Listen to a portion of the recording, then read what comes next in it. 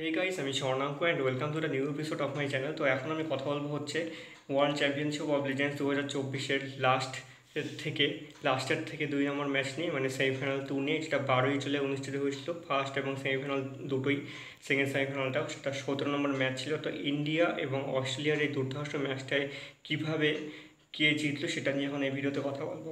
তো প্রথমে ইন্ডিয়া ব্যাটিংয়ে নেমেছিল। তারা 20 ওভারে আবার একটা দুর্ধর্ষ ইনিংস খেলে, যেটা 274 রান যেটা ছিল, সেই 74 রানের থেকে একটু কম, 20 রান কম, 254 রান করেন তারা 6 উইকেটে। উথাপ্পা করেন হচ্ছে 65 রান, রায়ডু 14 রান, যুবরাজ 28 বলে 59 রান করেন, ইউসুফ পাঠান 23 বলে 51 রান করেন এবং ইরফান পাঠান 19 বলে 50 রান করেন। দুই ভাই 50 করেছে, একজন 23 বলে 51, একজন 19 বলে 50। বিশাল ব্যাপার এটা। এবং সেই সাথে যুবরাজ উথাপ্পা আরও দুজন 50 রান করেন, মানে 4জন এখানে হাফ সেঞ্চুরি করেছেন। তো 254 মতো রান তো ওঠার কথাই। সিটল 4টা উইকেট নেয় এবং কাউন্টারি আর ডোহার্টি দুজন একটা উইকেট পায়। জবাবে অস্ট্রেলিয়া ম্যাচটা কিন্তু ভালো মতো করে তারা খেলতে পারেনি, আরও ভালো করে তারা খেলতে পারতো। তারা 20 ওভার টোটালি খেলে 168 রান করে 7 উইকেটে, এবং ইন্ডিয়া চ্যাম্পিয়ন্স ম্যাচটা কিন্তু 86 রানে জিতে যায় এবং সোজা ফাইনালে উঠে যায়।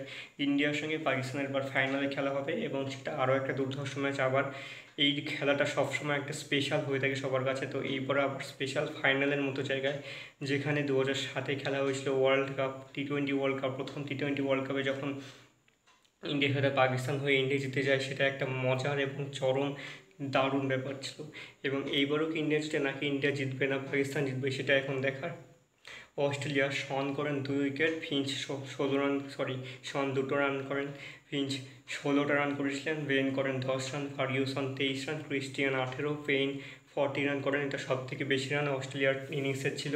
এবং কাউন্টার নীল 30 রান করেন। ধাওয়াল কুলকার্নি এবং পাওয়ান নাকি দুজনে 2টা উইকেট নেন এবং রাহুল, ইরফান আর হারভজন থেকে একটা করে উইকেট নেয়। তো এবার ইন্ডিয়া না পাকিস্তান, সেটা এবার ফাইনালে দেখা যাবে কে জেতে। এটা কিন্তু একটা বিশাল ম্যাচ ছিল এবং ইন্ডিয়ার জেতা যতটা দরকার ছিল এবং তারা ততটাই জিতেছে। দেখা যাক একবার পরের ম্যাচে কী হয়।